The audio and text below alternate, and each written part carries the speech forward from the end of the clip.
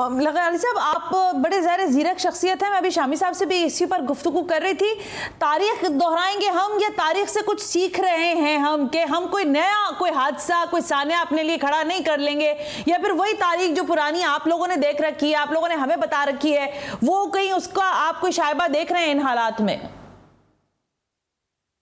بالکل دیکھ رہا ہوں، میں اس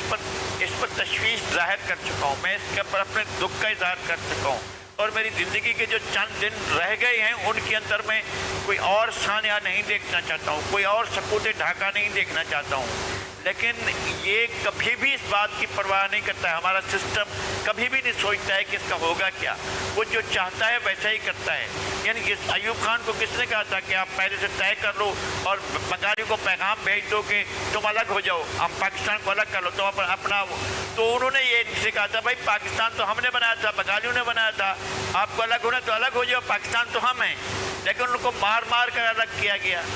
پھر یہ کیسے ہوا کہ جناب آپ نے باقی آگے جا کر فیصلے کیے؟ جب سیاچین پر قبضہ ہوا تھا تو جنرل ضیاء الحق نے کہا تھا کہ یہ نو مینز لینڈ ہے، یہ بالکل بیکار سی زمین ہے، اس کی کوئی حیثیت نہیں ہے۔ تو اب ہمارے وہاں پر روزانہ ہر دفعہ ہمارے بچے ہوتے ہیں وہاں پر جو پہرا دے رہے ہوتے ہیں، اور وہ سینکڑوں کی تعداد -50 ٹمپریچر میں وہ زندگی بھر رہتے ہیں وہاں پر، جب تک وہاں رہتے ہیں تو ان کو اس ٹمپریچر میں رہنا پڑتا ہے۔ تو اگر آپ نے اس پر قبضہ نہ ہونے دیا ہوتا اور اس کو دشمن کے لیے آپ اتنا ایزی نہ بنایا ہوتا تو یہ ایسا نہ ہوتا، لیکن اب یہی ہو رہا ہے کہ ہمارے بچے جو ہیں وہ اوپر جا کر پہاڑوں پر کھڑے ہوئے ہیں اور وہاں پر جا کر آپ کا پہرا دے رہے ہیں۔ یہ جنرل ضیاء کے لیے نو مین لینڈ تھی، ان کے لیے جو ہے سرکری کوئی مسئلہ ہی نہیں تھا، اب معلوم ہوا کہ مسئلہ ہی ہوا پڑا ہے۔ تو آپ جو فیصلے کرتے ہیں، اچھا اس بڑی جنگ میں جو گریٹ گیم ہو رہا ہے دنیا کا، جو بہت بڑا سپر پاور کے ٹکراؤ کے، ہمیں اس میں کیا پڑی تھی کہ ہم جا کر اپنا سر پھنسائیں، اور اب تک پھنسے ہوئے ہیں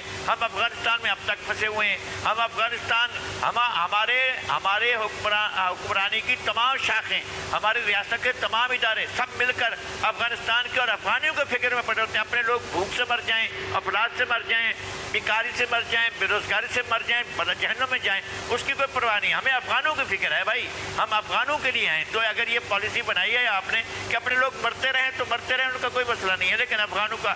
یہ بھی جنرل ضیاء کی جو پالیسی بنائے گی۔ پھر اس کے بعد جنرل مشرف صاحب نے اپنی پالیسی بنائی، یہ اب باجوہ صاحب نے ایک نہیں بنائی، ساری پارٹی کو توڑو اور اس کے اندر شامل کرو، شامل کیا ہے، اب ان کو لے کر کھڑے ہوئے ہیں۔ جب بھی اب سسٹم تقسیم ہوا ہے نا، ہمیں تو یہ نظر آ رہا ہے کہ سسٹم تقسیم ہوا ہے، تو میرے تقسیم کو بھگتو، خدا نہ کرے خدا نہ کرے ہمارے ملک کو نقصان پہنچے، تو اس کا یہ تو نتیجہ ہو سکتا ہے کہ ہمارے خدا نہ خواستہ ہمارے ملک کو نقصان پہنچے، ہماری سرزمین کو نقصان پہنچے، ہمارے جغرافیہ کو نقصان پہنچے۔ ہم تو یہ قطعاً نہیں چاہتے ہیں کہ ہمارے ملک کو کوئی نقصان پہنچے، لیکن لاڈلے کے لاڈ اٹھائے جا رہے ہیں، اب بھی اٹھائے جا رہے ہیں۔